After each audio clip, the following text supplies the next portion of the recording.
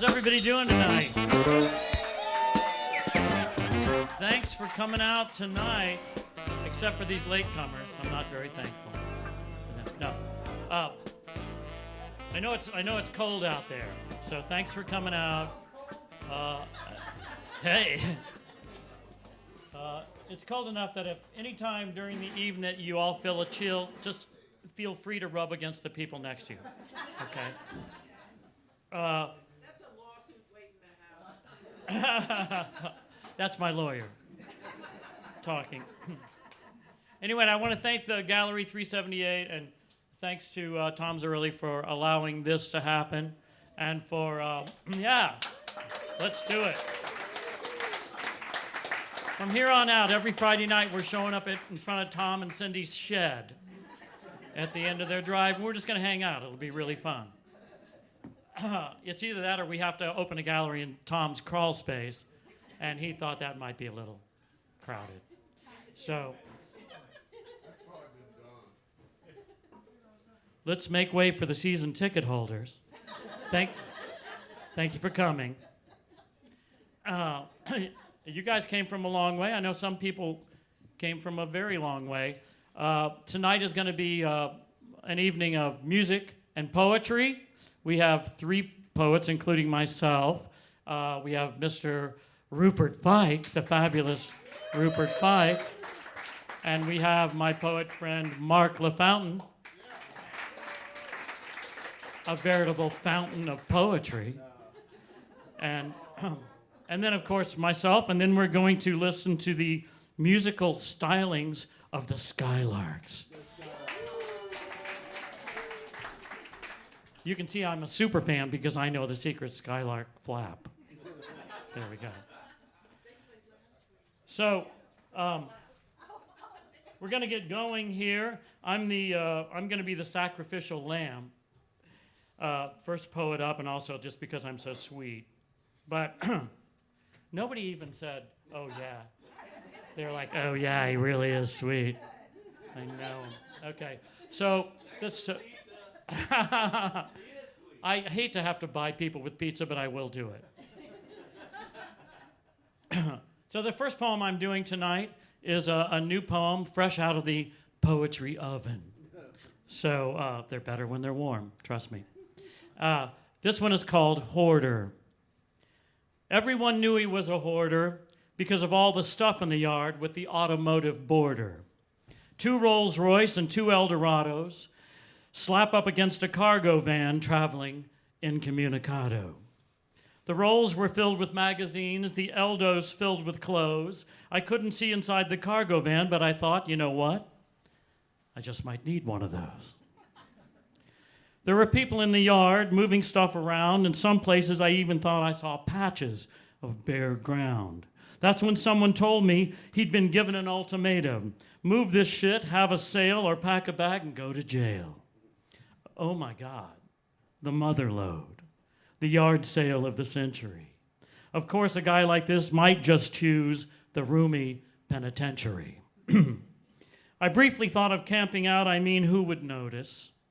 Just another oddity among the collection of detritus. I could read some Rolls-Royce magazines while lounging in an Eldorado. Somewhere in here there had to be an outfit to match my level of bravado. In the end, I just came back early, cup of coffee in my hand in case things got a little surly. I waded in waist deep, up to my hips, in some kind of store, through a labyrinth of the discarded, one eye out for the Minotaur. I stumbled across a motor scooter without any sign of motor, and briefly contemplated a rotary drill without any sign of rotor. A broken plaster lamp of a headless woman with a flowing dress, as if the bulb had replaced her head. Still functional, I guess. A line of mowers I walked past seemed to beg me, please, kind sir, just one blade of grass. Barbecue grills without their wheels, looking for some action. An armless mannequin in a party dress held some strange attraction. I just have a few little things. a frog, some ducks, a suit of armor, 1.5 canoes, a life-size mermaid, she's a charmer, a carnival rocket now detached, some plastic houses, pine straw thatched, a tractor 1952, 7 wheelbarrows, 6 wheelbarrow tires, some wrought iron fencing topped with spires, a bench in the shape of a rabbit and 4 igloos shaped like dog houses. It's hard to break the habit. 3 concrete chickens painted white and a little concrete devil, because when it comes to urges, it's better not to fight.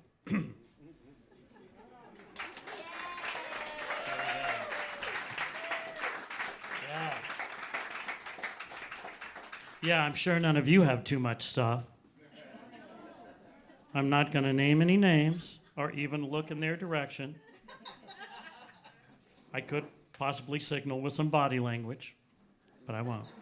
All right, so this is a poem I wrote also recently and performed, I don't know, a couple of 2 or 3 weeks ago. So if you were at that show, please cover your ears and just say, nya, nya, nya, nya, nya, nya. Okay. So this one is called Dental. I went out of the country for some dental. I had to be sedated because dental makes me mental. The thought of latex fingers left me apprehensive, like an IRS probe, but more extensive. Not to worry, said the masked assassin. Count to 10 while we get some gas in. I woke up on a couch, a bit disheveled. My teeth felt fine, just a little bit beveled. The dentist looked at his assistant looked at me with a look of conspiratorial conspiracy. I don't know what they did in there. I don't know, and I don't care. When I ask where these teeth came from, they tell me from the lab. Dr. Frankenstein had one of those, and we know that turned out bad. The teeth look good, so small, so white. I need something warm to bite. What a thing to think about. Maybe I just want to try them out, like a dog with a brand new bone, or maybe reassure myself, were they made or were they grown? While I was out, I had a dream, a flock, a shepherd, a burbling stream. By his side, his faithful friend, furry and canine. He growls at me, his lip curls up. His teeth look just like mine. I don't know what they did in there. I don't know, and I don't care. Be they dog or goat or sheep, they're straight and white, and the price was cheap. That's that one.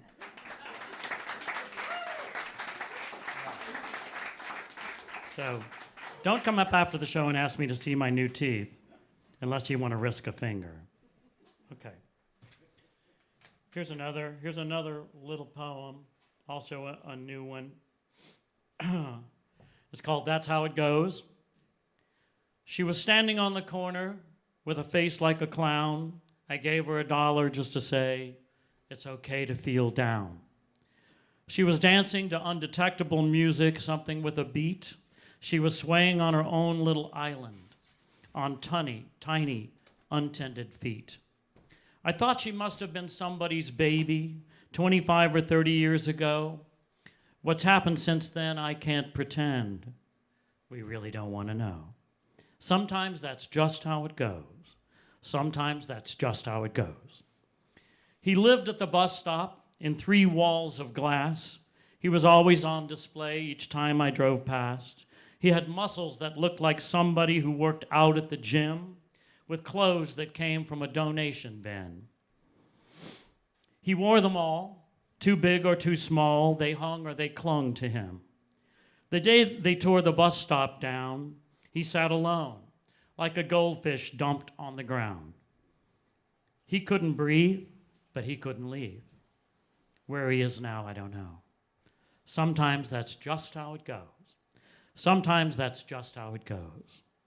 He dressed himself in flowers, pulled from random yards. He tucked them into torn fabric and plastic bags that he wore just like they were silk scarves.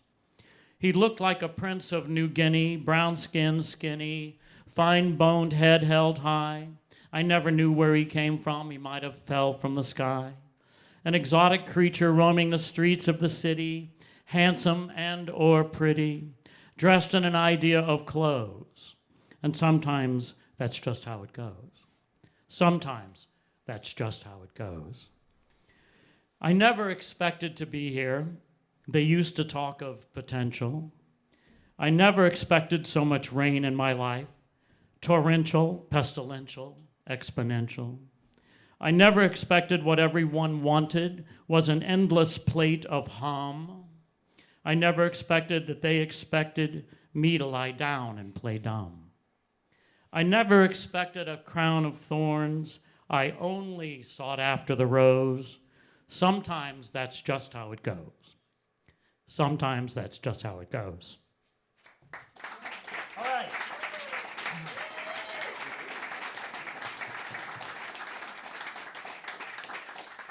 We're going to get another poet up here now, and he's going to do some stuff, and then a third poet, and then a fourth poet, all the way up through 55. Then we're going to have some music. So our next poet up, a friend of mine, Mr. Marc LaFountain. Give it up for Marc.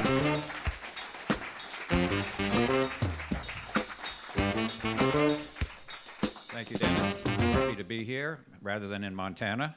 There's actually a little story behind that. When Dennis invited me to come and join him tonight, I wrote down the number of the gallery and didn't think anything of it. A couple days later, went to the website, checked it out. Looks pretty cool. And then I called up Dennis tonight when I was looking for directions here, and I said, well, where is this place? Because the place I went to was in Montana. So I got the numbers turned around, so anyway. So the theme tonight is some words. So the first poem is about words, in particular about cliches. It's called The Romance of the Cliche. There was a time when merry-go-rounds were magical, but I have since fallen dunce. Help. I'm trending in the big reveal or fail, wallowing in the trite. Look, I've fallen and I can't get up and I can't find the beef. I need to ramp it up. You know, just do it. Leverage it. Stand up and deliver. Put my best foot forward and break a leg. Wearing a green velvet jacket, trimmed in gold, with my heart on my sleeve, sweating blood, I will poke fate in the eye with my sharp stick, throw it under the bus, and dance on its grave. Then, with my rose-colored glasses, I will see a silver lining, but only if it's not all smoke and mirrors or some can of worms where I am all thumbs and thick as a brick.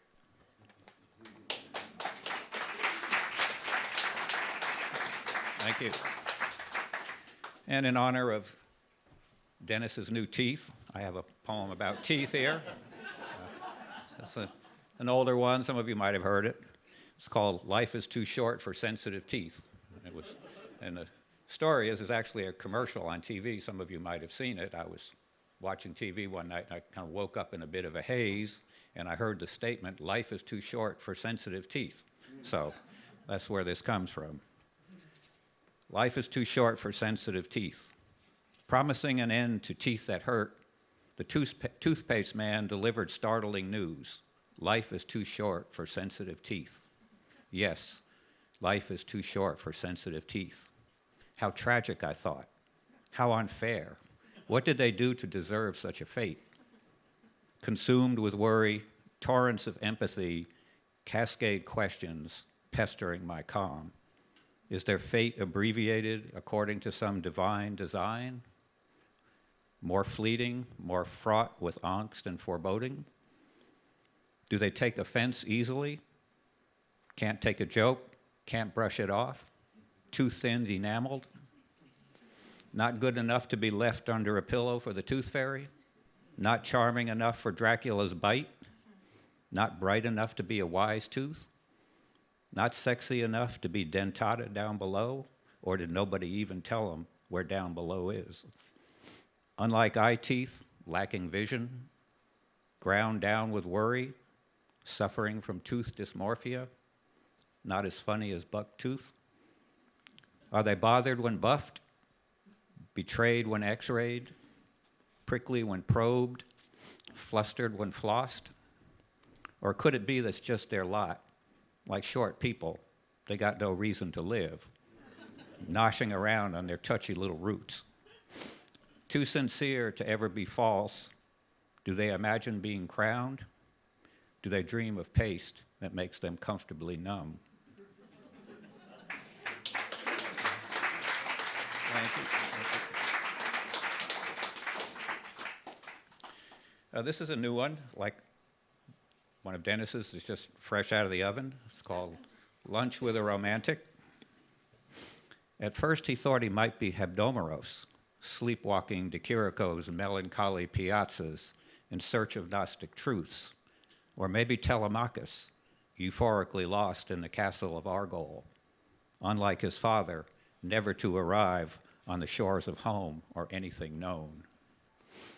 And rather than being sent like Proust on the wings of tea and madeleines, backwards against the flow of time, to find fragments of his life in long, vexing journeys into the opaque veils of the past, to retrieve any treasures lost in memories, he would go elsewhere. Yes, he would go elsewhere.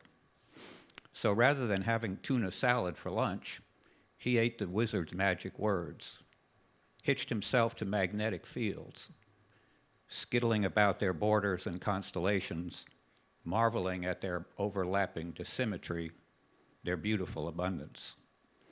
Out from the mouth of shadows came a radiating flow of singularities, all exquisite cadavers, like snowflakes, none the same, players in an endless enigma.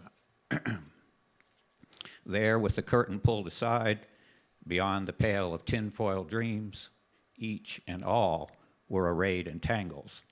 There, everything and nothing lies.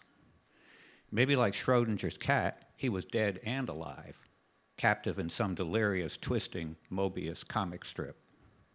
There were red herring everywhere, rabbit holes without white rabbits, wormholes in the herring, iridescent quantum mysteries, all there to flim-flam those who demand a two-ordered cosmos, one ill without difference and surprise, one whose shadows and obscurities such seekers could never fathom or evade.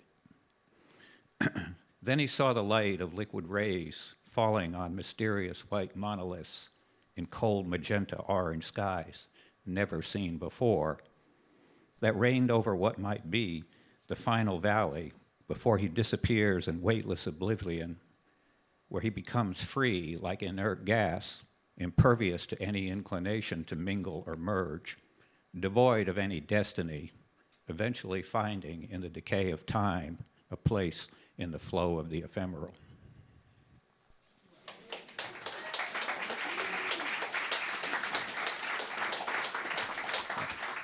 Thank you, thank you. This last one is about music, so hopefully it'll fit in with the music scene tonight. The days the music never died. Wandering with dreaming ghosts, I find myself a child again, at the base of the stairs in Grandma's house that Grandpa, once destined to be a prize fighter, can no longer climb, his lungs ravaged by World War I's mustard gas. Gazing into the light of the stairway at the top of the stairs, I hear the yellow rose of Texas, her eyes like sparkling dew, serenaded by the moonlight gambler, who woke up little Susie and Kathy's clown so they could do some hand jive and some finger popping locomotion, because they were earth angels, just two kinds of people. Come on, everybody. Time has come today. It was now or never for them and Maybelline, who had no particular place to go, but it was all too much for long, tall Sally, tears on her pillow, because she got poison ivy when she met Jim Dandy on a mountaintop. He said, "Hey, good looking, what in the world's come over you? Do you love me? This ain't no time for the summertime blues." She said, "You really got me now, but I'm gonna shop around because you ain't nothing but a hound dog. Ain't that a shame?" Seeing purple haze all along the watchtower, nights in white satin painted black. But it was only make-believe, because dead can dance, or was it just the sounds of silence?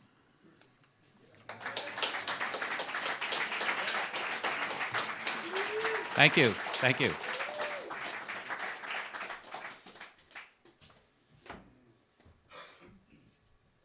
All right, thank you, Mr. LaFountain. Obviously a made-up name. I don't say anything. Such a stage name.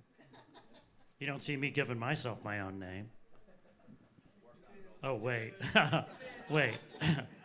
I take that back. Okay, now it's time for another poet, performer, Mr. Rupert Fike. Give him a big hand.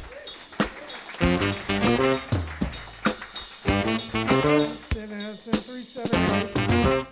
I'm already getting sad about not having this space anymore, but tomorrow is waiting for UFOs, so that'll be good. So here we are, and a war is happening. And there was this thing on TV with Russian soldiers going through dormitories at a college, pulling guys out, saying, okay, enough studying, you're going to Ukraine. And it sort of reminded me of my own college days. The United States was a little more subtle with the draft. University of Georgia, 1966. We wanted to be brave and prove ourselves, yet we studied deep into each night so we could stay out of the war. That was our one big chance to prove that we were brave. The chance Phil from Cordeal got after he failed Chemistry 121 and lost his deferment. Phil, who was clumsy, not good at sports. We shook our heads at the thought of him. The fuzzy-cheeked boy, his helmet too big, on Search and Destroy. We looked for his face on nightly news in the TV room among the overmatched kids pushing their way through chest-high grass. Over 200 Phils a week were being killed. We dreamed of pulling hurt kids from fiery car wrecks to prove that we were brave, but there were no fiery wrecks. There was only the war where cousins flew Hueys outside to play coup, and we did not. Hiding out in college isn't fair, we told our parents. Mostly black kids and poor kids are the only ones dying. Well, all right then, Father said, enlist. We didn't want to go that far. Krishna told Arjuna he had to go fight. This in the Bhagavad Gita. Hector's body was defiled at Troy. This from the Iliad. God told Abraham, kill me as son. This from Bob Dylan and Highway 61 Revisited. The album my roommate Mac kept playing in our metal desk dorm room in Reed Hall, where we studied each night while not being brave. Mac from Moultrie, a ladies' man, a player, we'd say today. Mac, immediately knowing I was still a virgin, the shame that was almost as bad as not being brave. But I was the boy raised by Edwardian great aunts in Virginia Highland. I was taught how to hold chairs for old women, not how to undo bra hooks. Mac, ashamed of me, devising a plan, saying he was going to fix me up. Those words holding such promise, as though all I would have to do is present myself and splash on some English leather. Everything else, all the other details, the witty conversation, that first touch, tongue stuff, the complications of penetration, all that was going to be covered by the fix-up gods in charge of young men. And I would, of course, have to be brave. But I was up for it. Our plan being to drive down to Macon from Athens for a double date at Wesleyan College, where Mac's girlfriend waited for him and her cute roommate waited for me. Plus, as a favorable omen from the fix-up gods, Wesleyan had booked a show Friday night. Major Lance and Mary Wells were their touring band. What more did I want?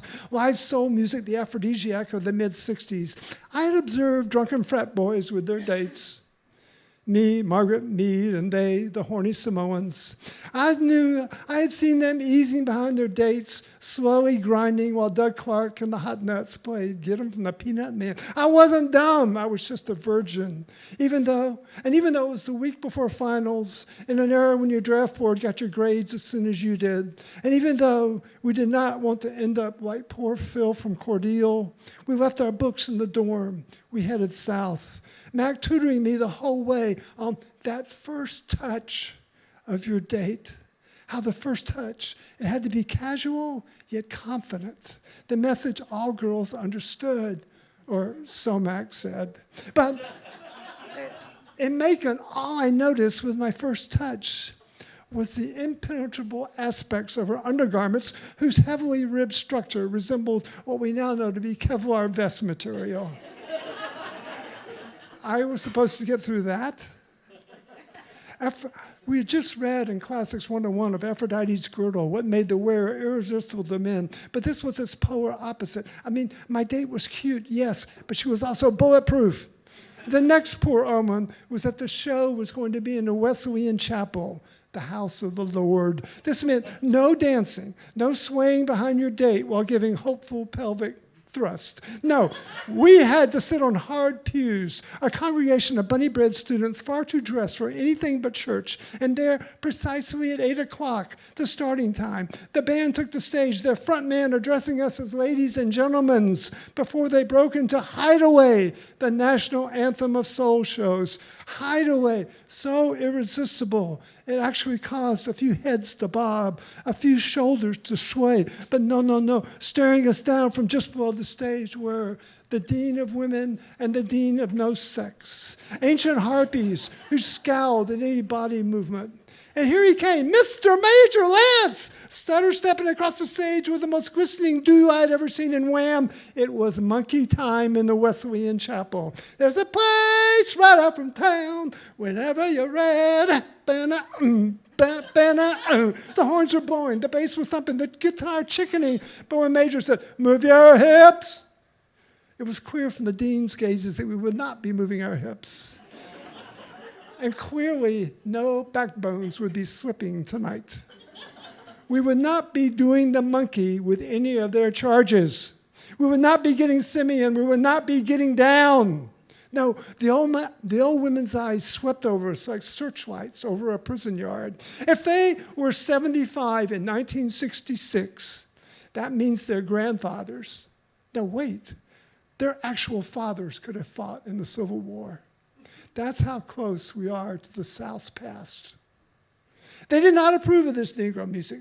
They held that hip thrusting led to the harder stuff. And so we sat there. We listened to one of the best bands I have ever heard. Probably some of the Barkays or the Swampers were up there, but I didn't know it. We sat and we applauded politely at the end of each song as though Chopin's Polonaise in A minor had just been performed by Horowitz himself. All the while, my hand easing nearer to my date's hand on the wood grain pew, my little finger thinking of bridging the gap, making contact with her little finger. What a signal that would send. How bold that would be. But too late, because here she came, Miss Mary Wells! Shimmering in a green sequined bodice grabber that heroically tried, but mostly failed to contain those breasts and hips. Mary Wells, the original Motown queen. The Supremes and the Temptations had been her backup group. She had opened for the Beatles in England. And oh, that white girl hair, it was streaked, it was bouffant. Mary, the essence of what every skinny virginal geek on the hard pews dreamed of. Mary, now singing My Guy, forcing us to become her guy. No handsome face could ever take the place. My guy. And when it came to being happy, it was a given that Mary could make us very, very happy, even though our happiness might last but a very, very short time. We stared, hypnotized, as Mary oozed to our side of the stage, now brazenly singing, two lovers, and I'm not ashamed. Two lovers, and I love them both the same. Oh, we'd heard that song on AM radio so many times, but now she was singing it to us. Mary drying our mouths out because every drop of moisture in our bodies had now been reassigned to semen production.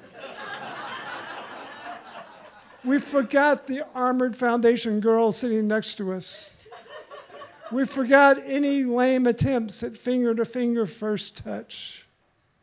Later, at the official Wesleyan makeout spot, patrolled by campus cops, Mac and his girlfriend went straight to grappling and lip-locking in the back seat, while me and Miss Fix-Up Date in the front having to hear it all. Oh, Mac, you are so naughty. Oh, Mac, no, I don't think. Mac, the slight pop of one forced button.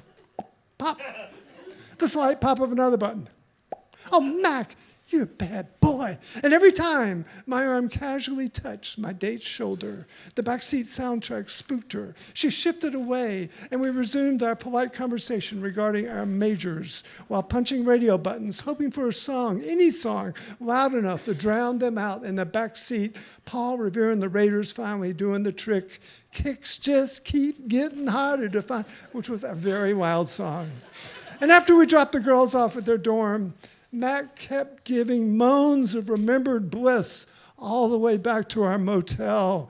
Mac running 2 fingers back and forth under his nose. Mac offering his fingers to me while trying to drive. No, Mac, I do not want to smell your fingers. But then, back at our motel, the old Macon Holiday Inn on 441 South, there they were again, Major Lance and Mary Wells. We're their road manager checking in at the front desk. Holiday Inn's the only nice place white people could stay in the South at that time. We stumbled to her like New Testament blind men needing a miracle. Miss Wells, you were fantastic. Mary Wells smiled at us. Her lips fuchsia, so glossed. You boys are sweet, she said. We stared at her breast. Why don't you come up to my room for a little drink? You know, a nightcap. And I remember Major Lance giving a little chuckle and head shake at this. And it's likely our mouths did open, but certainly no words were coming out. Mac was no help, him with his wet spotted underwear. And so it was up to me. Wow, thanks, Miss Wells, but I don't drink. And you gotta tell the truth, right? And I might well have added, I don't fuck either. But the truth is often in short supply when it's needed most, when it could stand on its own hind legs and do some good. Well, another time then, Mary Wells said. But as it turned out, our rooms were right next to each other. Mary giving a little wave at her door like the offer was still good, even though I was utterly no good and Mac was plainly used up. So we gave little waves back, went in, and flopped on our bed to watch some Johnny Carson. Mac now making it clear that I was a pussy for not having a drink with Mary. Mac also noting that I did not have a hair on my ass. This whole exchange dutifully reported to our dorm buddies the next day, and that's how I remember this. That's how we remember things. That's how I remember that night so well. Because when we tell stories, we cement them to memory. And after Mac tired of belittling me, he rolled over and went to sleep while mumbling endearments to his exploratory fingers as though they had just returned from a harrowing journey, which they had. And when he softly began to snore, I decided it was just not right to jerk off with him in the bed right beside me. The word homophobic, several decades away from my understanding. Instead, I turned off the TV and lay there in the dark. I could hear a soft voice coming through the wall from the next room. Mary Wells, perhaps on the phone with someone, unwinding after the show, maybe having her nightcap. She sounded so tired. Their manager had said they would be getting up early to drive even further into Georgia's piney woods. They would be crossing an ancient seafloor plain to a Saturday night show outside Tifton, a cinder block VFW for black veterans, the Chitlin Circuit. That's where they were, where Mary had been relegated to after her ill-advised break from Motown. Because back in Detroit, Berry Gordy was becoming more and more smitten with Diana Ross. Mary's career suffering. No more would she rule the R&B charts. And Major Lance, too, was near the end of his run. He would not only never have another big hit, he would do the kind of hard time for cocaine that only black men served. Before he died poor in Decatur, Georgia in 1992, his daughter Keisha, his last gift to us. And soundly sleeping Mac from Moultrie, Georgia, was going to fail his biology final, receive a big fat F, be reclassified 1A, and be taking his draft physical all within 6 weeks. That's how fast the system worked in a country hungry for teen boys so that old men could assuage their lost manhood by sending sons off to a senseless war. Abraham and Isaac all over again. Except in this version, there was no Yahweh to swoop in and say, sorry, just kidding. And by late summer, I'd be getting a postcard from Mac at basic training in Fort Lewis, Washington, and barely a year later, he'd stepped on a landmine in the Central Highlands. And my fix-up date with the bulletproof undergarments would write me sweet letters every so often, her eyes always dotted by circles. She would play by the rules and invite me to her wedding, and she would likely never put out until her honeymoon. And me, I would drop out of UGA for supposedly Buddhist reasons after too much LSD while reading J.D. Salinger and Alan Watts. I would run away to San Francisco and continue taking enormous amounts of acid, enough to either permanently mix me up or put me on a sadhu spiritual quest. Yet somewhere in there, I did finally get sympathetically laid. But for that one Friday night in the winter of 1966, in a great and confused country torn apart by a war, our group of souls had been thrown together. Do the monkey, yeah, do the monkey time. For this one night, we shared a common orbit and fortunes.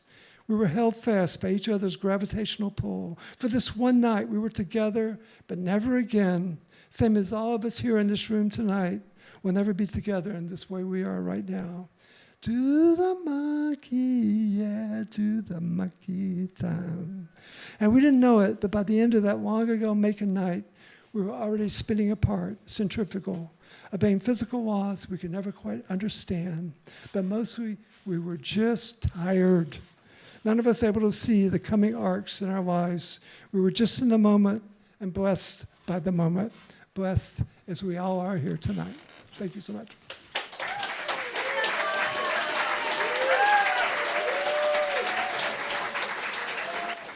Where do I come up with all these new poems? I just party all the time. Last night, this is a true story, I was kind of in a party mood. And so I took an entire Advil PM. Gets pretty crazy at our house. That's all I'm saying. Okay.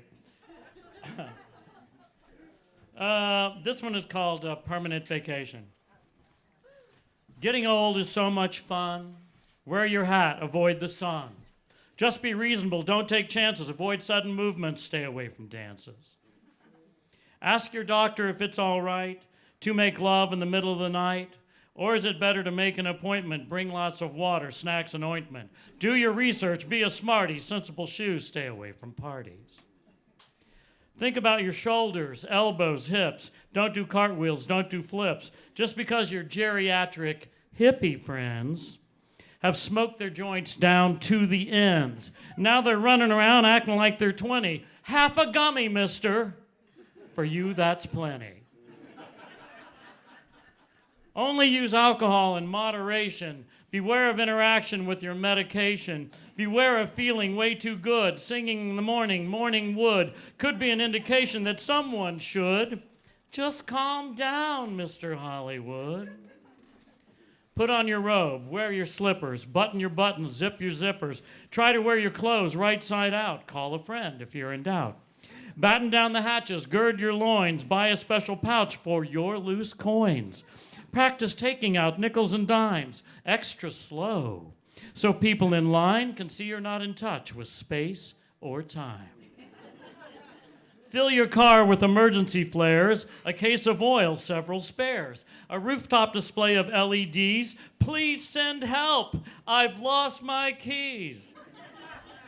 An updated list of places to pee on your way down to Miami. Pack some sunscreen and a defibrillator. You might overdo it and wake up like a deep-fried tater. Never drive in the rain at night. Never turn left, always turn right. Avoid traffic circles and exit ramps. Switch hands often to avoid the cramps. Blah, blah, blah, infinitum. Whose rules are these? I didn't write them. I thought we left the rules behind with the jobs and the mobs of the working kind, in search of peace, in search of beauty, walking away from this tour of duty. Older people are a powerful group.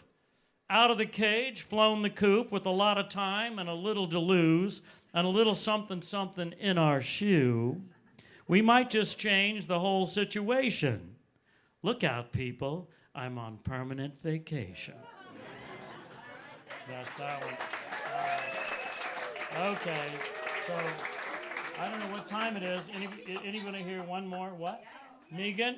You guys are getting ready to go up here. Who? Megan's here. The guys are here. You guys want to come up and start doing some music? Sure. Okay. Well, that's too bad. We're not doing that. No. Come on up. Come on up.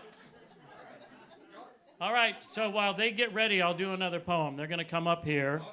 Yeah. And How long does it take you to get ready?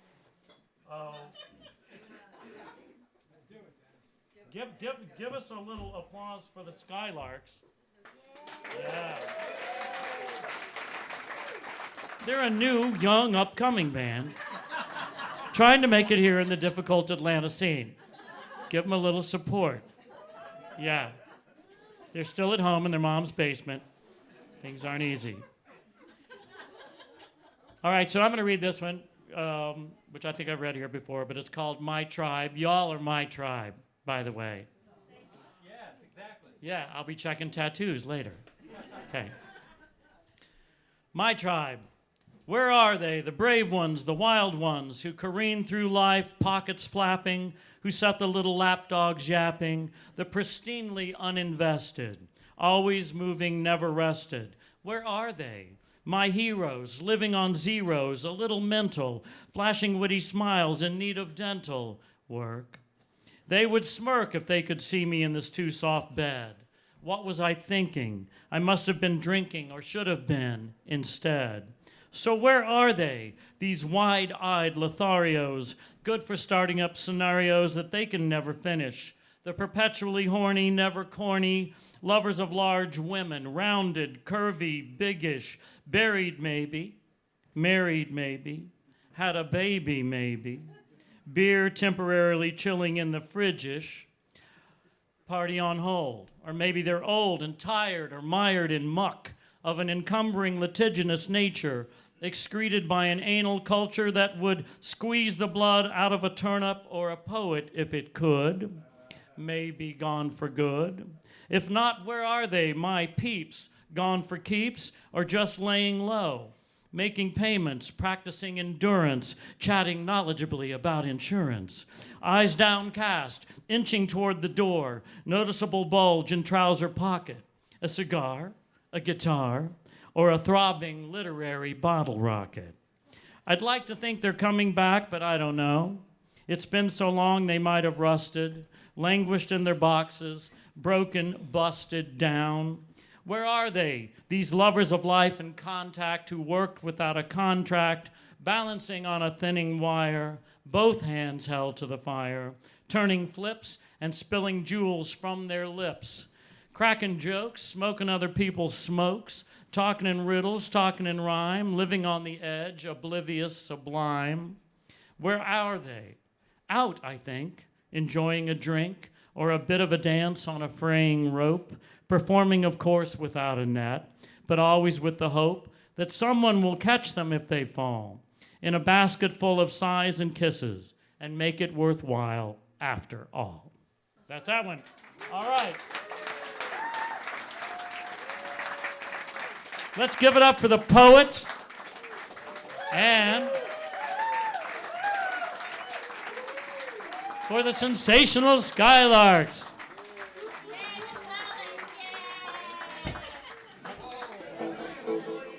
I just want to say you guys all look beautiful tonight. Oh, yeah. When I moved here in 1985, I wanted to come to the Manhattan of the South, And you guys are the beautiful, creative people that I remember, that I came here for, you know? Yes, that's true. I was thinking that sitting in the back, people would come in and go, "Oh, it's Andy.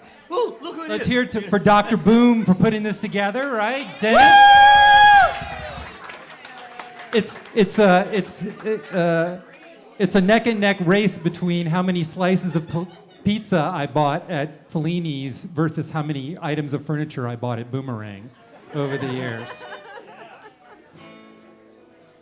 Okay, we're gonna start out.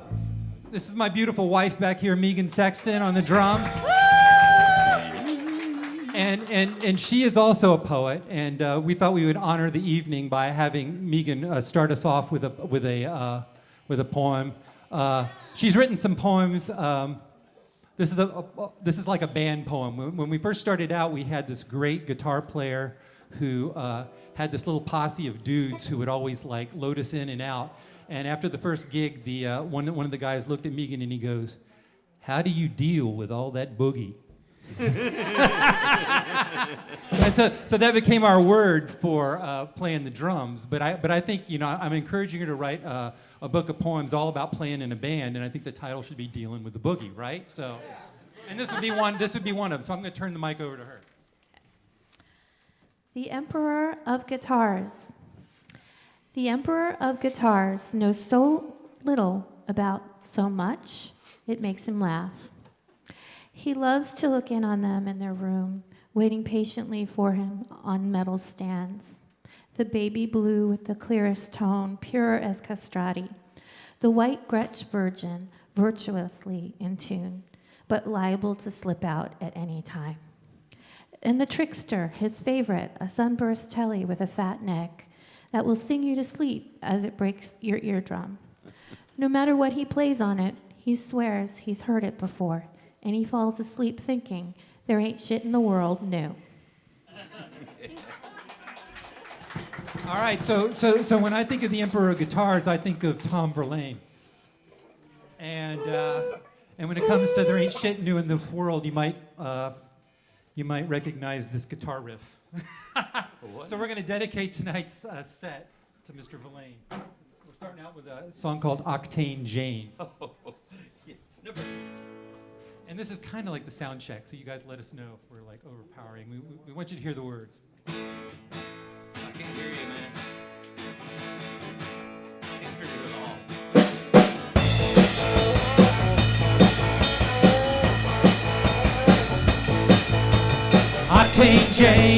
Octane Jane, she's dark and sweet, and she rules my brain. I'm in love with Octane Jane. Sunshine Sal, she crawls in through my window. She's my early morning gal. I'm in love with Sunshine Sal. Morning levitation is a sticky situation daily. You gotta get the ladies up, try to get to work on time. Down on the corner, everybody's waiting on Marta. Down on the corner, everybody's catching a ride.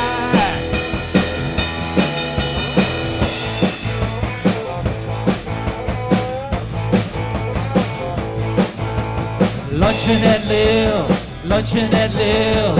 Every day at noon I got an hour to kill. I'm in love with luncheon at Lil. Long flat red. She rocks me and she rolls me, then she kicks me in the head. I'm in love with long flat red. The crosstown traffic is getting pretty drastic at noontime. At the end of the counter is a jaded out-of-towner guy. Seconds of pleasure turn into an hour of heaven. Seconds of pleasure, another slice of cherry pie. Oh my.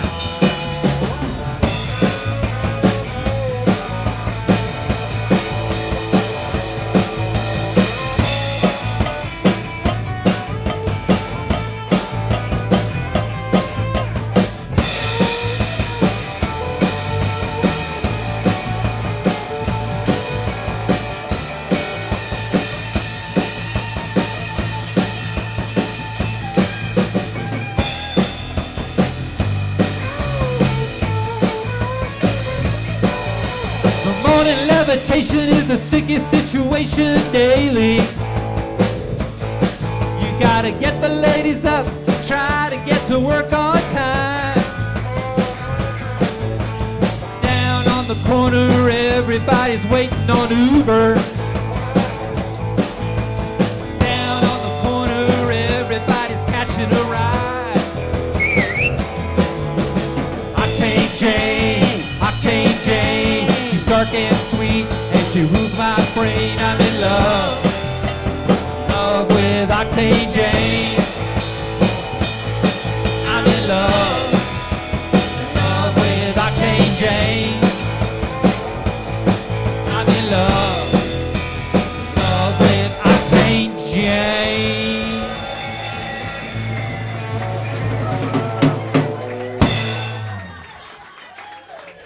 Thank you, very good. I used to take my daughter to work at Little Tart, and there was the Octane coffee shop there, and the name of the building was the Jane Building, and I would sit there and I'd be like, Octane Jane, Octane Jane. I think there's a song there. I would just like rolled around in my head. Octane Jane, you sound the same. Ladies and gentlemen, Mr. Jim Johnson on the bass guitar. You know him, you love him, from the Vidalias, from so many, the Chant, so many bands. So many bands, so much fame. He's going to sing a I just song. wanted to tell you, to make a little disclaimer, that any bad notes that you might hear, they're really not bad notes, they're just lost notes trying to find their way home. That's right. So All the notes. we're need going to love. have a lot of lost notes up here tonight, probably. So. As well as words. This is one I wrote 1,012 years ago. Oh. I used to live in Florida, and it's about Before Florida took a turn for the worse. Yes, exactly.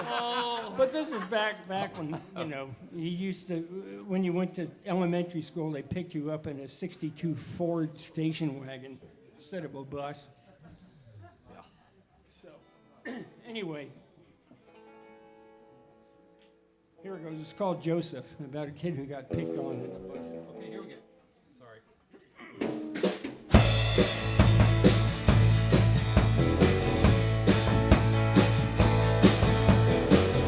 Found a picture of my dad. He's holding me and I am glad. I got a chance to know him when I could. Chester cottages in a row, sucked up by an undertow. Mom and Pauline Betts smoking cigarettes. Why didn't you tell me you had to go? Why didn't you tell me? Because I wanna go.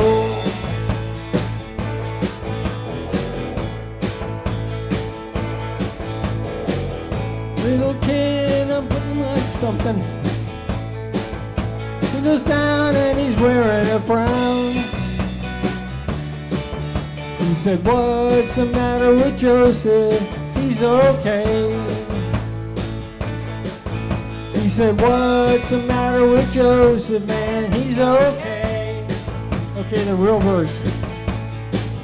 Pompano in summer heat,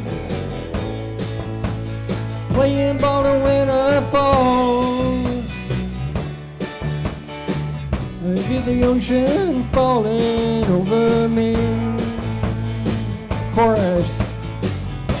Why didn't you tell me you had to go? Why didn't you tell me? Because I wanna go.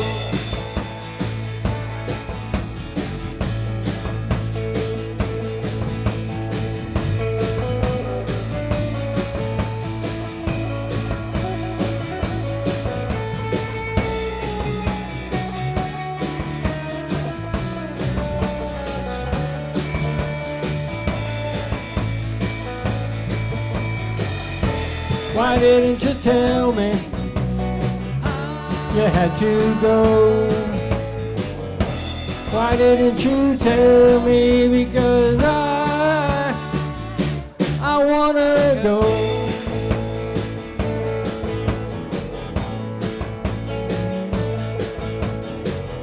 Pompano in summer heat, playing ball to winter fall, and I feel the ocean falling over me, and I feel the ocean falling over me, and I feel the ocean falling over me. Feel the ocean falling over me.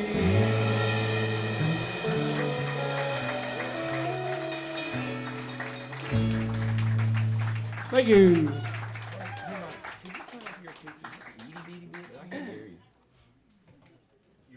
Is it sound okay up there? Newspaper rain.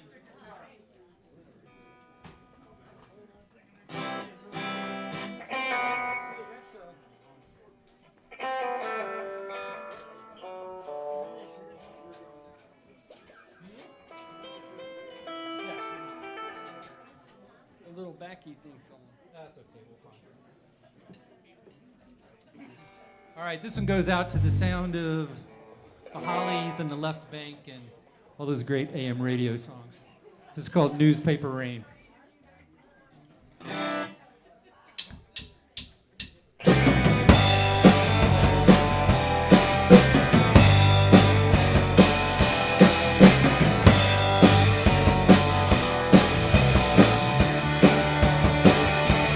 Newspaper rain falling down again. Hot summer's day soaked to my skin. Followed you downtown to the train in the cold pouring rain. The sky opens up and the clouds pour down. Clearing the dust off this cardboard town. Don't know what it is I'm looking for. Know what I found. You and I don't worry about the weather. All we care about is whether we're together.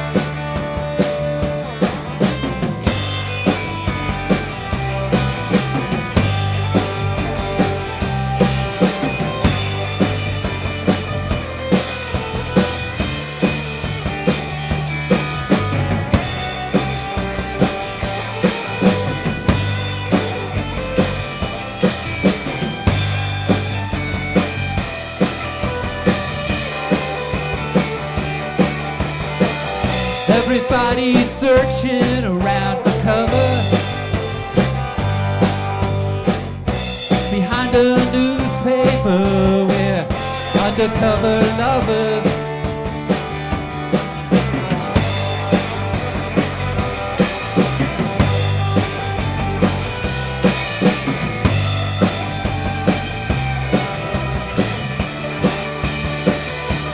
Newspaper rain falling down again. Hot summer's day soaked to my skin. Followed you downtown to the train. The cold pouring rain. Rain, rain, rain. Rain, rain, rain. Rain, rain, rain.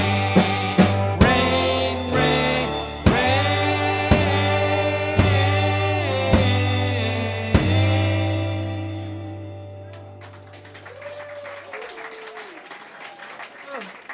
Thanks, y'all. Thank y'all. We are the Skylarks, and we want to be your new favorite band. Is my guitar too loud? Because I would never know because I am quite deaf. Yeah. I'm so deaf. I have no idea. Okay, we're gonna play a train song now.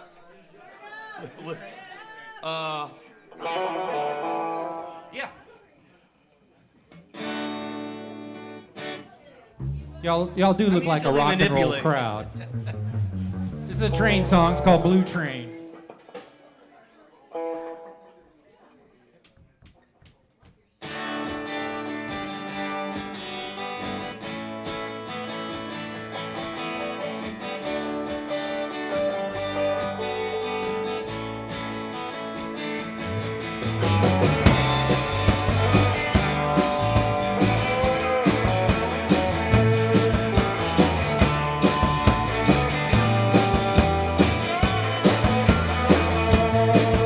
There's a blue train coming around the bend, and I know I won't see you again. Why do you have to go away and not look back? Is there anything that I can say to change the way you look right now?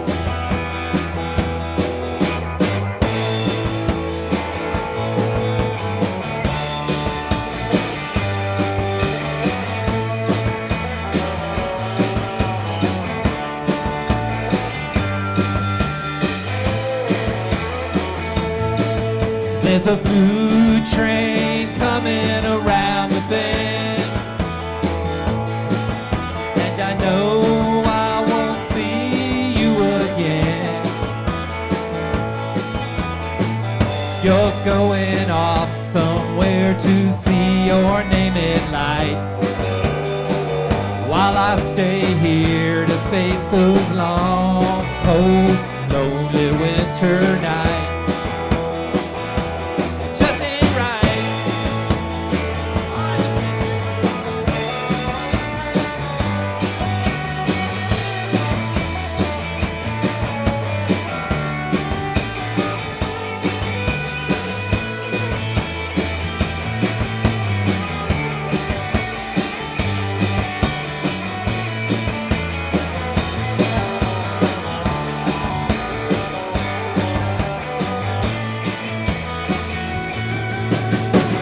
You're going off somewhere to see your name in lights, while I stay here to face those long, cold, lonely winter nights.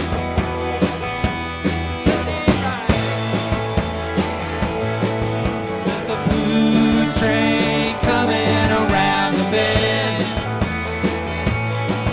There's a blue train coming around the bend. Here it comes. Blue train.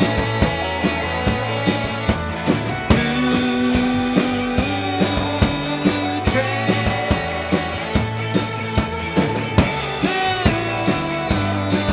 Blue train.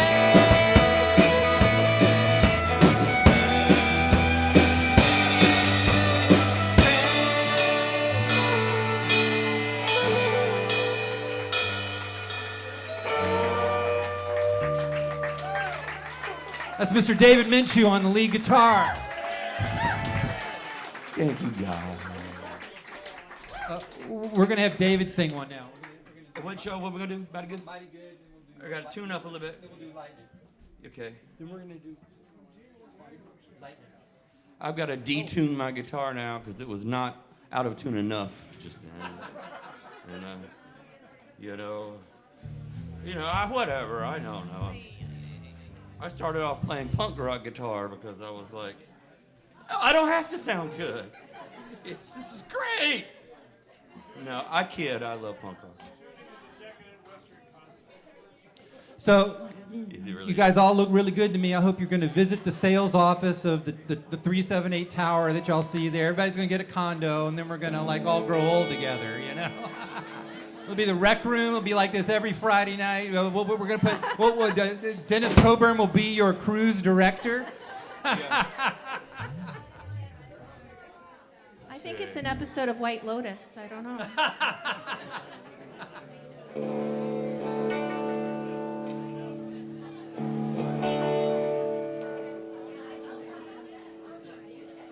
Are you ready? No, now I am. I burped. Okay. Here we go.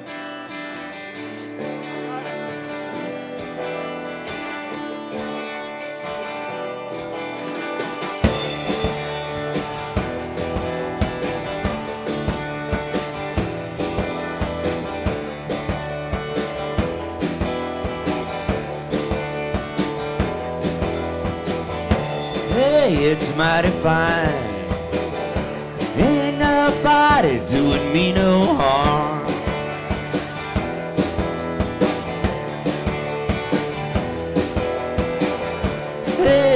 it's mighty fine. Ain't nobody doing me no harm.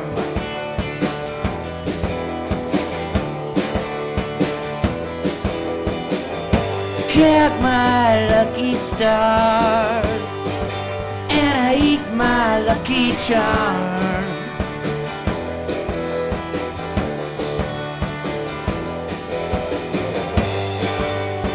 Hey, I'm happy to be here.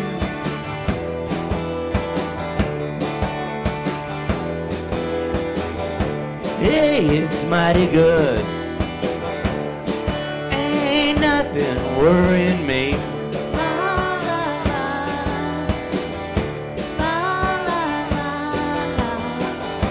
Hey, it's mighty good. Ain't nothing worrying me.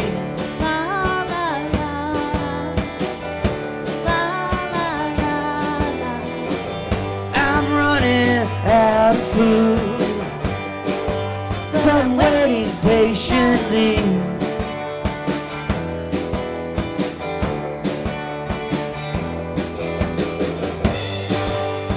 Hey, I'm happy to be here.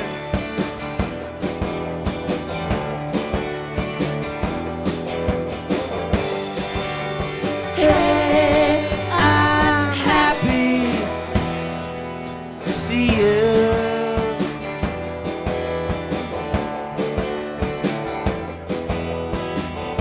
Hey, it's mighty real.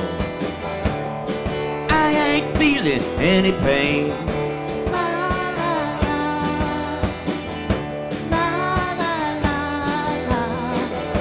Hey, it's mighty real. I ain't feeling any pain.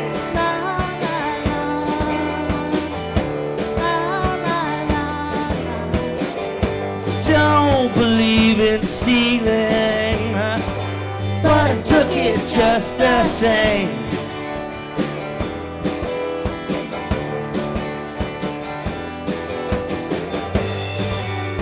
Hey, I'm happy to be here.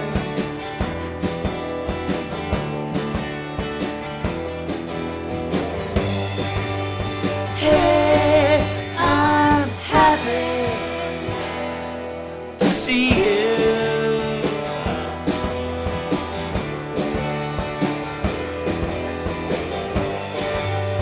Hey, I'm happy.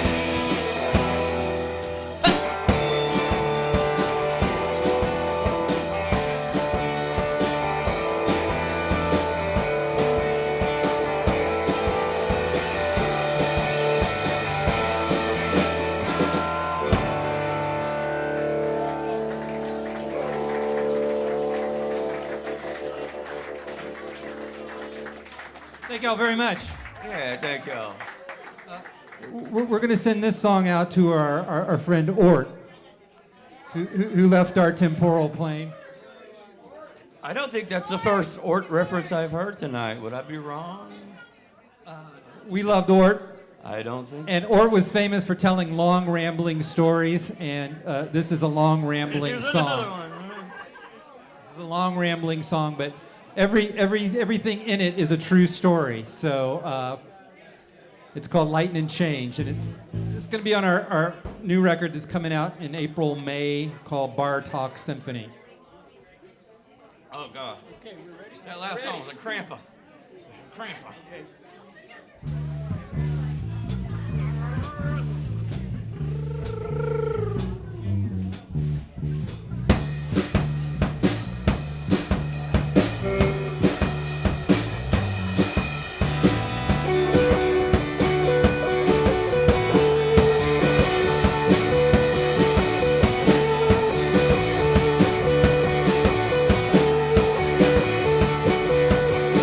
I met the Buddha in a ball cap.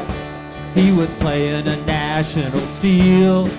He said, I sat under that Bodhi tree. Let me tell you how it feels. Well, it's a long way to get there. It's such a short time to go.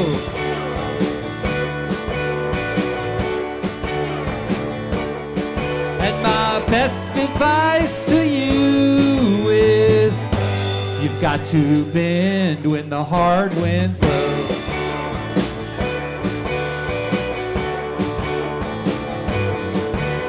I dreamed I saw Lightning Hopkins.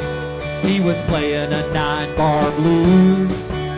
I couldn't keep up with the changes. I was staring down at my shoes. He said, there's many ways to look at it, son. Side to side and back to front.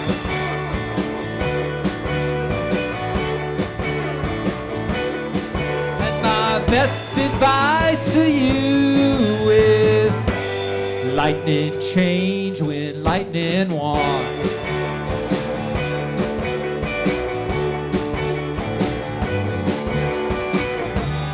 This is my best advice to you. Keep your money in your shoe. Hate's a bell that can't be unrung. The song will tell you how it should be sung.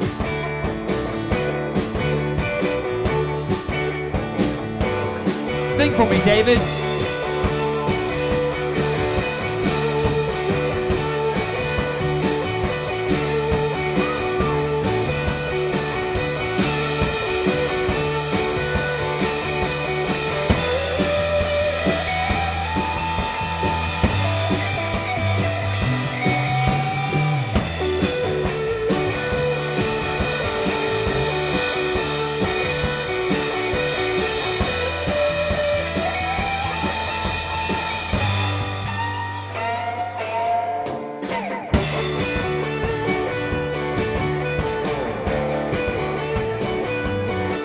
I got a busted clock from Opal Fox on my 30th birthday. He stole it from my neighbor's trash can. It's my favorite thing today. He said, even a clock that's broken, Mike, will be right 2 times a day.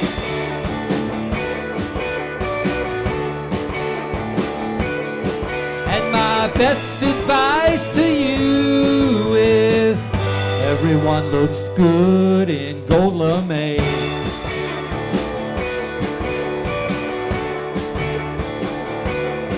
I was riding with Hank down the Lost Highway. We were making good time in the rain. He was riding in the back of the blue Cadillac, a whiskey bottle to ease his pain. He said, you got to keep it simple, son. Cut your music right to the bone.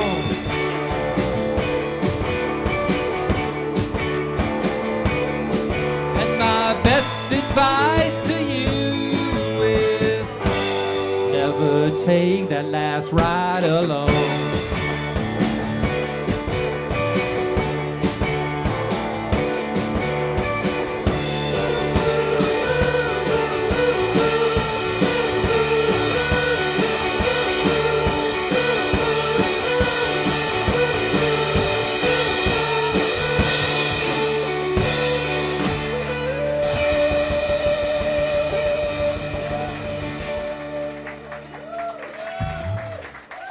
Thank you. I warned y'all, it's a long one. Every word is true. So we're going to reward y'all with a short one. It is one of the most perfect pop songs I know. Hang on now. Wait, I gotta find my damn tape. You ain't gonna tell me what it is, though.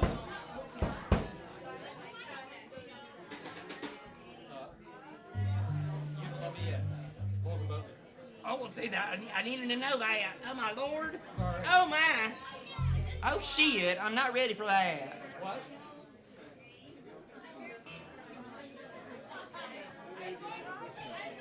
Hold them both. Yeah.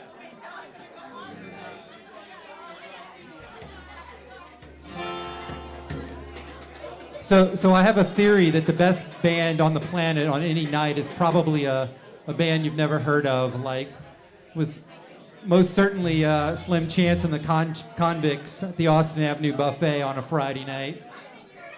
You might have wandered into the Star Bar and seen the Ratchet set one time and like knocked you on your ass. I can certainly tell you that RuPaul on the Star Booty tour at the 688 changed my life. This is a song by a very little known band from Florida called the Vulgar Boatmen.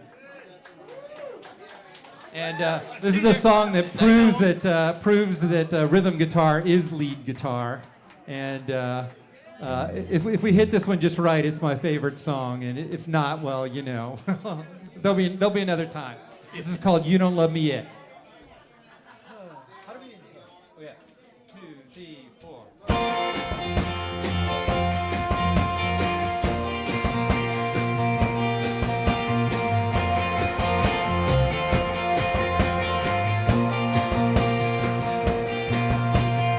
I don't want to stay one extra hour. I don't even want to be here at all.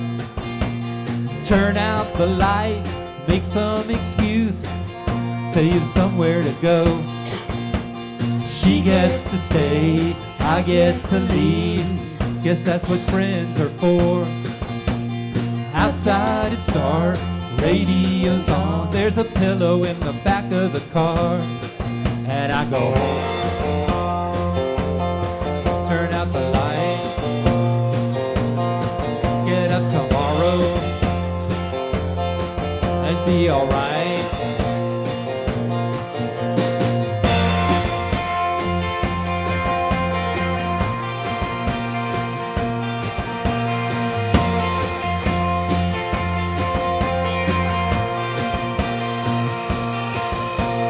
Lawrence got friends, Lawrence got sense. Johnny's going back to New York. I know it's okay to wait, I just don't know what they're waiting for. Don't think out loud, don't concentrate, that's not working so far. Outside it's dark, radio's on, she's sitting in the back of the car. And I go,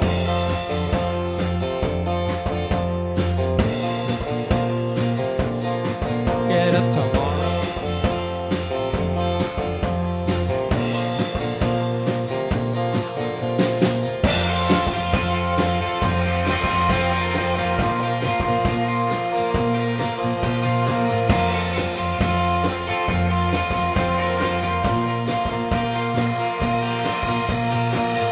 Mistakes are bound to happen. Gonna be another summer. I know what I think and I'm supposed to do. Maybe I don't think as much as you.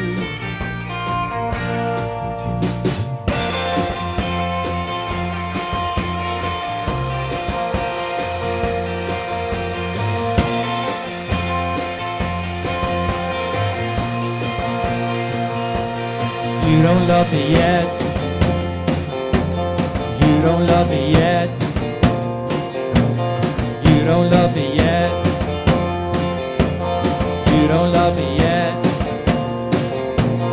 You don't love me.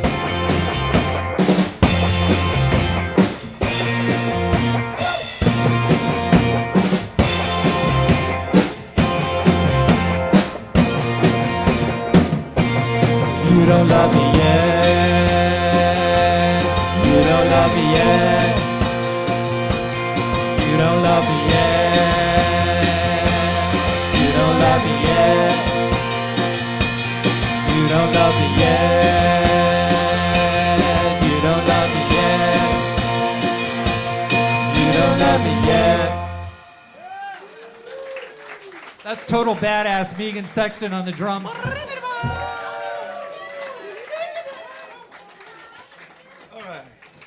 We're gonna let her sing one.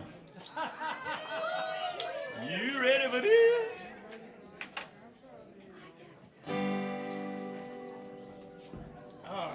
This is another song that takes place in Florida. This This is from our first record, and this is the title track, and it's called Suitcase City.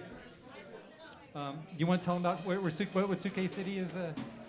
Yeah, if you visit us on Bandcamp, which I would love if you did, you can download this record for free. It's the Skylarks GA, bandcamp.com. But we're going to be on all your streaming services very soon.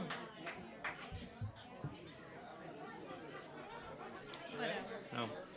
Oh, okay. It's not working.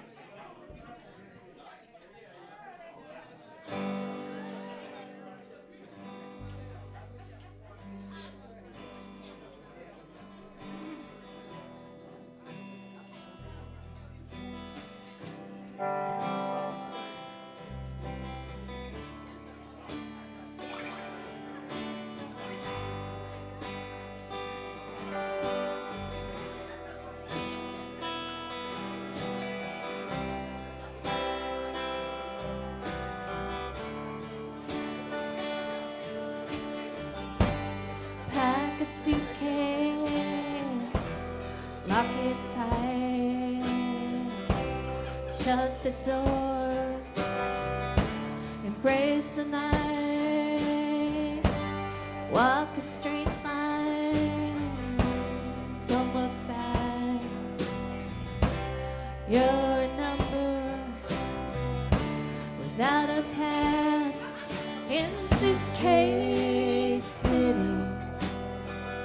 The lights are always on.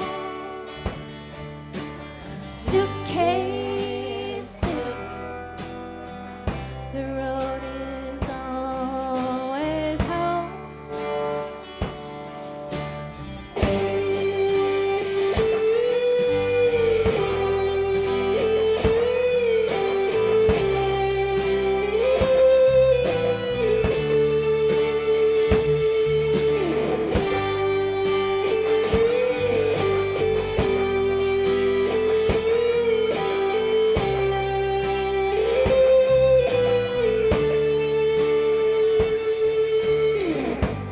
Catch a punch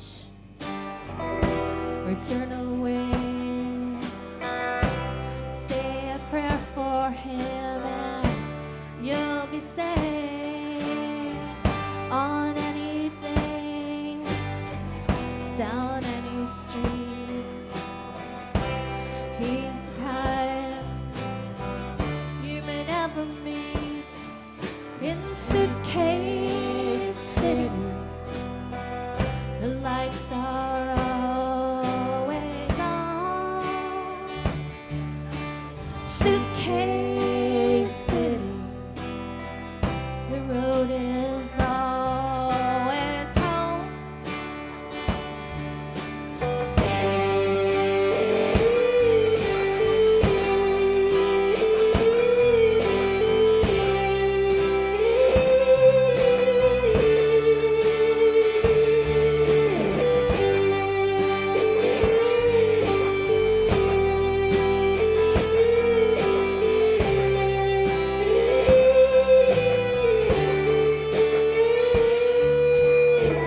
He keeps his keys inside his case. The perfect soul with a common face. That man is free. His time's his own. He'll walk that road into eternity in Suitcase City. The lights are always on. In Suitcase City. The road is always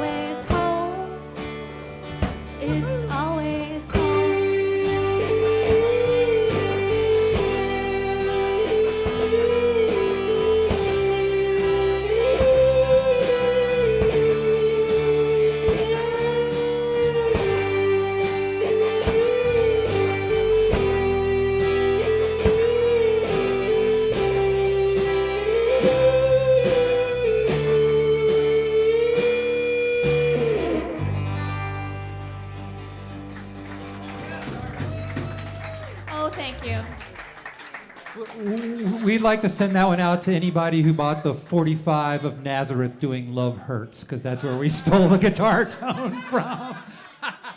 Okay, we got 2 more for you. 2 more in a poem, another poem, a closing poem, or not a closing poem. Oh, no.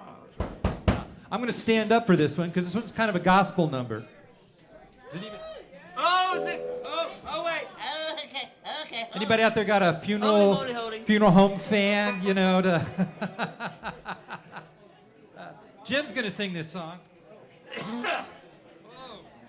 Can I get... Oh, there we go. I was standing on the mic stand. Okay. This could be gospel. I'm standing up here because we're going to invite our good friend Mr. Al Shelton to come up and Al's gonna sing. help us lift the spirits, people. I was just gonna bust in with a folding just chair stepped like on an in IV wrestling pen. and sit down for a while, but yeah, this will work.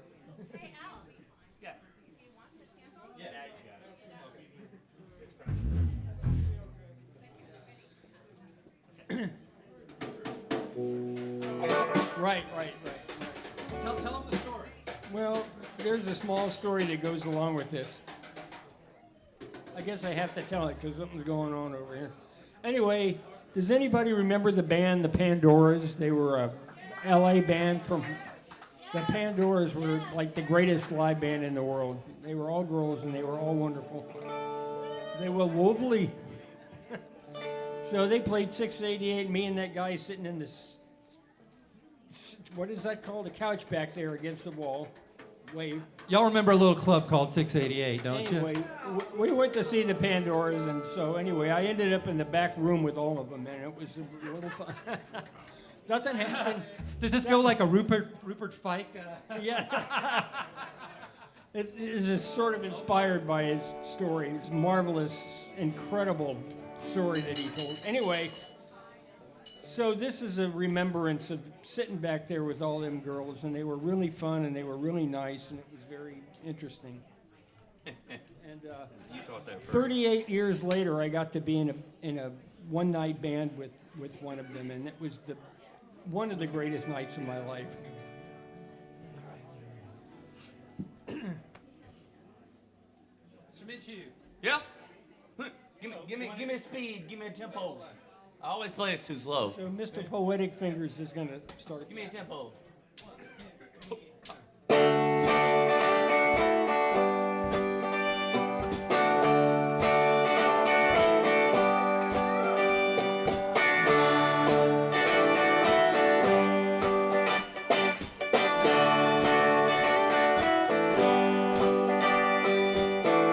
Paula Pandora, do you remember me? We had a drink or two, well, maybe 3. You wrote something about Brian Jones on that roll-up gate. That little club we used to call 378. And all the girls, well, they wrote on my record. They said love from everyone, love from everyone, love from everyone.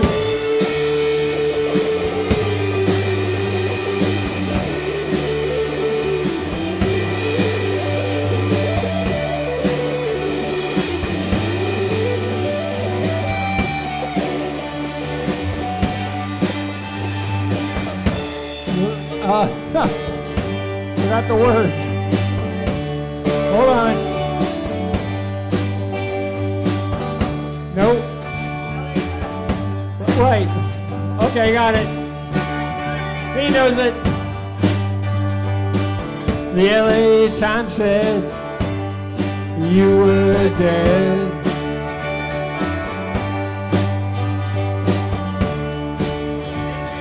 Turn the Paisley Underground on its head.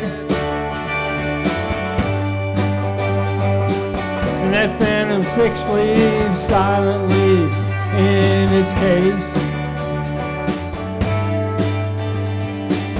'cause there's no one here to take your place. And all the girls, well, they were on my record. They said love from everyone, love from everyone, love from everyone.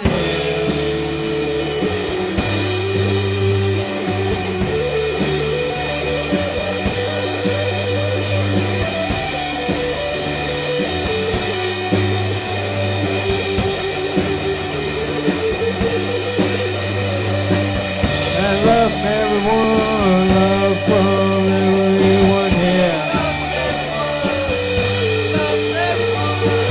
And love from everyone, love from everyone here.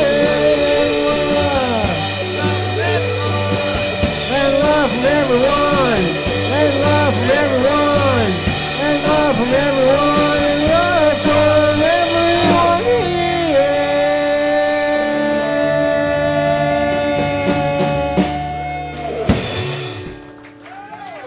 Good Lord. Thank you, girl. Paula Pandora, she was amazing. And now Megan's going to read another closing poem for you from our set. And then I think we're going to play one more for you, and maybe Dr. Boom is going to come up, and we'll hear some more from the poets. I don't know. Dr. Boom? You ready? Well, I will be. The secret bedroom hands of a drummer.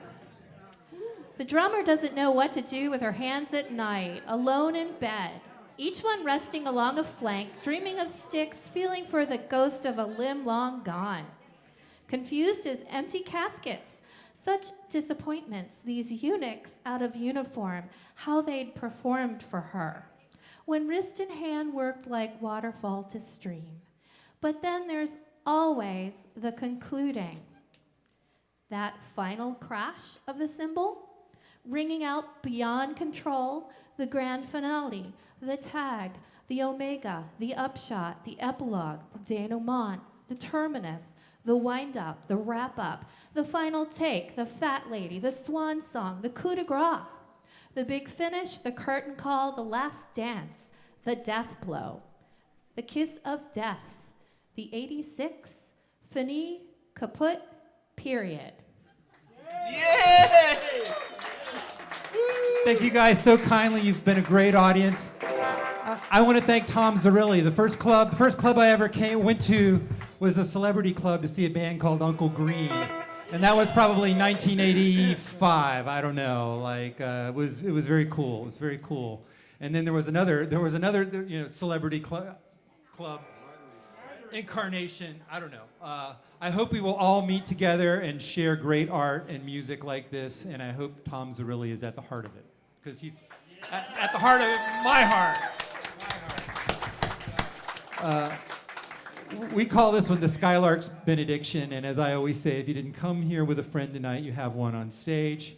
But like I said, I think the poets, this is our benediction, but I think there will be a poetic benediction after this. So here we go. Ready? Wherever you are tonight, I hope you're out of the rain. Wherever you are tonight, I hope you're feeling no pain. Would have liked to have known you, I never really had the chance. Wherever you are, you're a shining star, whatever circumstance. Wherever you are tonight, I hope you're out of the wind. Wherever you are tonight, I hope you find a friend. At the end of the century, it's just the start of a lonely road. Wherever you are, you're a shining star, wherever you go.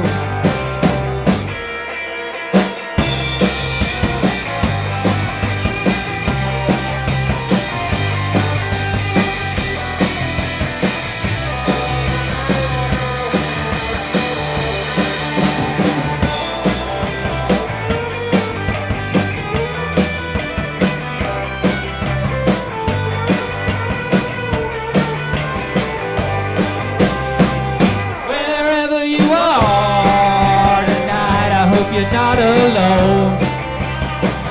Wherever you are tonight, pick up the telephone. You can tell me everything, you can tell me nothing at all. Wherever you are, you're a shining star. Wherever you fall. Take me home.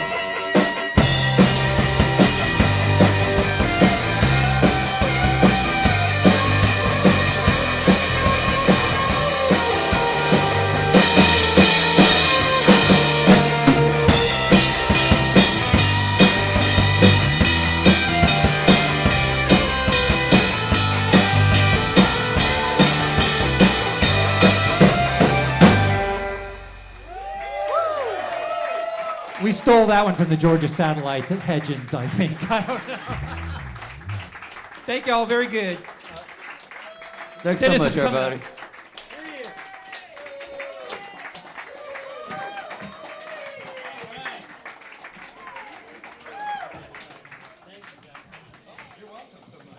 up. Wow, the Skylarks. Rocking it out.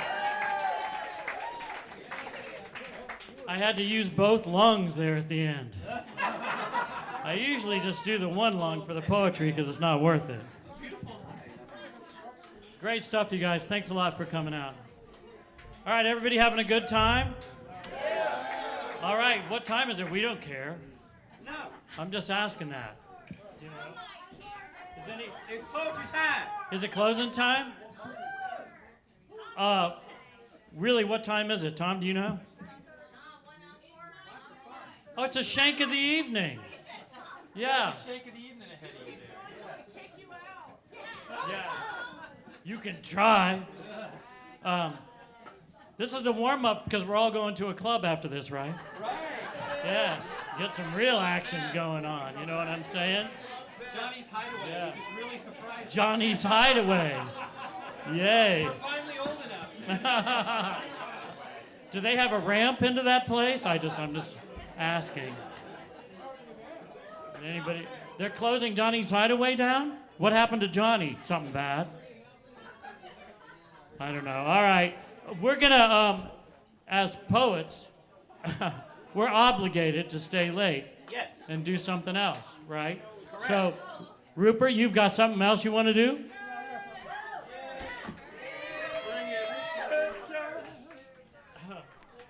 You know, Rupert never sleeps, evidently, right, Rupert? Yeah. Huh? All right, give it up for Mr. Rupert Fike.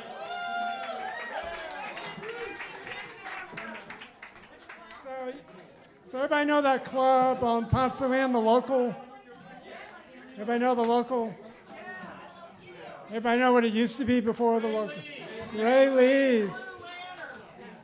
And that parking lot behind it was dirt. It wasn't paved. This is called At the Grave of Blind Willie McTell. I'm reading the biography of Blind Willie McTell, and when it reports that he played for tips behind the Blue Lantern Lounge, I have to close the book because that was my father's bar back in those years, the 1950s, and now I can't read anymore. I have to start praying that my old man listened to him, perhaps even drop quarters to the singer in the back parking lot, the singer who had walked all the way across Atlanta from Mechanicsville to Ponce de Leon, where white folks might possibly tip him, all the way across town on diabetic feet, toting that massive 12-string, 1955, blind. And 2 weeks later, I'm driving down to read some poems at Georgia Southern, so I'm humming Willie's Statesboro Blues. Wake up, mama, turn your lamp down low. A song I only know because White Boy Rockers covered it. And I'm deciding to take the long way. I'm deciding to retrace Willie McTell's journey, his route from Jones Grove outside Thompson, all the way down those extreme back roads to Statesboro, to that uncaring town where Willie woke one morning with displacement melancholia, which we also know as the blues. What we all at one time or another first feel, then we wish it was gone. And I decided to start my journey at his grave, which is said to be 2 tricky turns down Georgia 17, just past an old turpentine mill. But since I'm that saddest specimen in these parts, an Atlanta person lost in the wilds of McDuffie County, I have no idea what an old turpentine mill looks like. Plus, I'm distracted by all the knockdown pine trees left over from last week's ice storm. Downed trees everywhere getting chainsawed by poaching cracker boys and pulpwood trucks. Ball-cap Israelites scooping up manna from their own private Yahweh. And I'm doing so much pulpwood gawking, I almost missed my turn. Happy Valley Road, veering off through frost-scorched fields lined by leftover sharecropper shacks, each shack leaning on its very own chinaberry tree. An alley leading to Jones Grove Baptist Church, whitewashed and cinder-blocked and steepled. Hard up against, yes, there it is, a graveyard, where at first I think it's just me and that badass cutting wind until I see her, the no-nonsense moms on her porch across the road, pulling hard on the seat. Her stare so direct, so accusatory. I know better than to try the limp, hi there, wave of an Outlet City person. No, I can tell she wants me gone from here. She, the de facto sexton, arbiter of vibes, she who must surely be lamenting, oh Lord, here's another one. White folks, can't they just leave that poor man be? And this is so understandable, I do almost leave, but the ice storm has not spared the dead of Jones Grove Cemetery. Pin oak limbs litter their midwinter headstones, an affront to another country blues standard. Please see that my grave is kept clean. And after I pull a few limbs while avoiding her gaze, I find it. Here it is. Blues legend Willie McTell, 1903 to 1959. Someone has left some seashells. Why? An empty half pint of Old Crow. Why? And what about his song? Please leave some flowers on my grave. Where are Willie McTell's flowers? And why do we come to any grave? It's always too late, isn't it? And why did it take British art school bands to make me hear the blues? Was it my need for the authentic? And did my father ever stop to actually listen to the old bluesman on his way into the Blue Lantern? Probably not. My father just wanted a drink. He was still connected to the real world, the dirt world, same as moms across the road who is likely seen drinking, meth smoking, and worse over here by those who come craving one last piece of Willie McTell, which is why she has the sheriff on speed dial.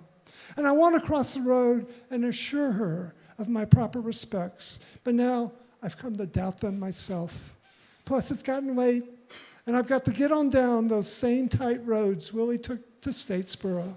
I've got to go read some poems on a landscaped campus with fountains in a scrubbed, clean town. Statesboro now filled with brew pubs and tanning salons, a town Willie would never recognize. I've got to cross the Ogeechee 3 times, each bridge with a boat ramp underneath, graffiti spray painting on pilings, somebody hurting, somebody sending me a message, somebody done somebody wrong, somebody's got the blues. Thank you. So, I love the idea that you can go behind the local, and if we had a jackhammer, and that's a small dump truck, you know, we could take out that parking lot, and you would find the dirt where Brian Willie McTell, sang. There's something about that, so when all that's going to be leveled for the new development on Ponce, I think we got to do that. Instead of looking for arrowheads, look for some Willie McTell. All right, I appreciate it. Dennis? Mr. Boom?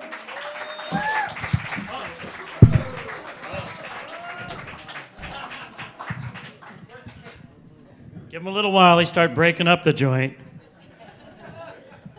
It's a poetry thing, Rupert, it's not a rave, okay? All right, is Mr. LaFountain still here? Is he gone? Okay. I was just checking, I don't want you. No.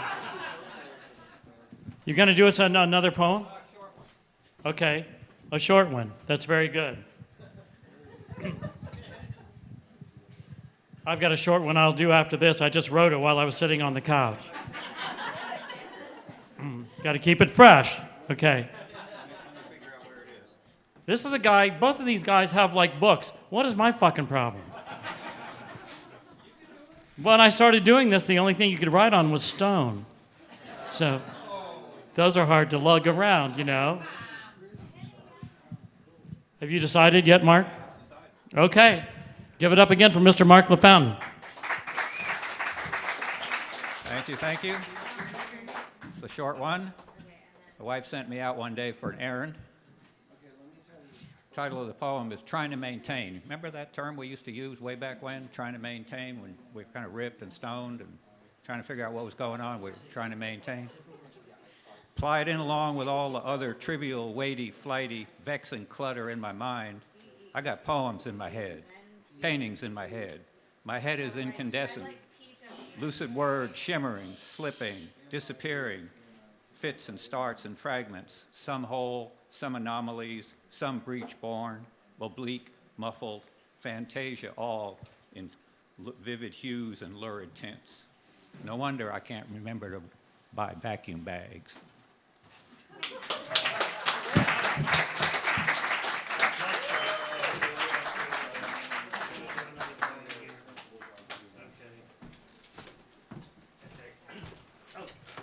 My gosh, that couch is getting lower.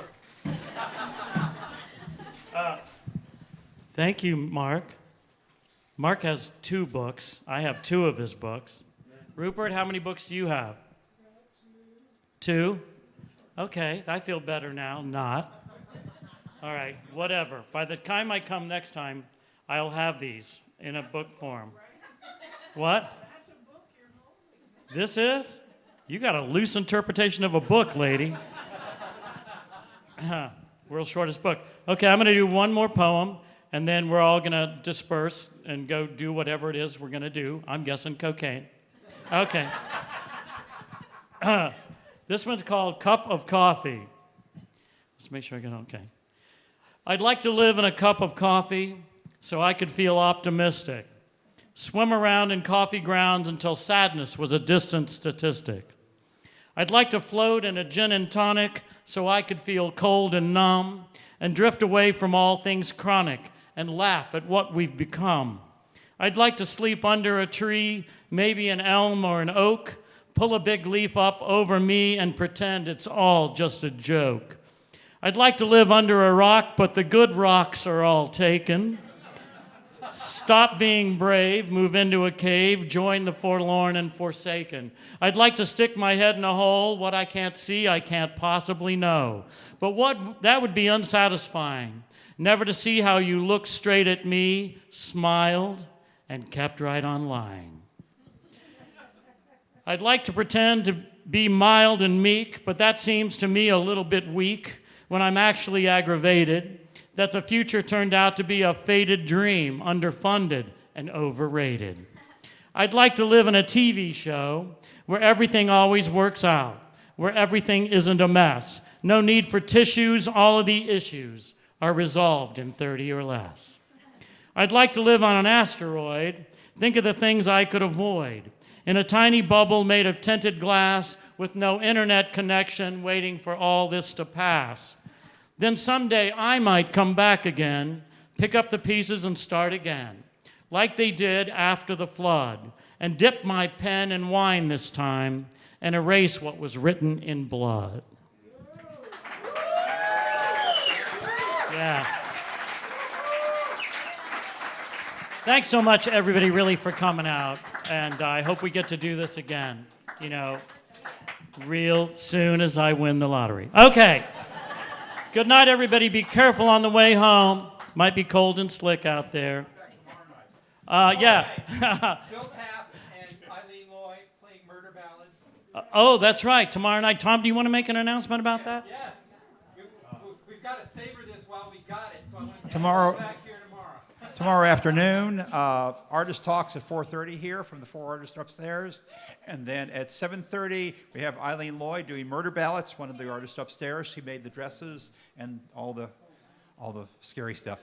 And then Waiting for UFOs will follow after that. And then next Saturday night, we have our final show, the last show, the ultimate show, the end of all shows. We have Das Kaiser, Current Rage, and Links Deluxe. So please come back for all those events, and we'll see what happens in the future. Thank you, Todd.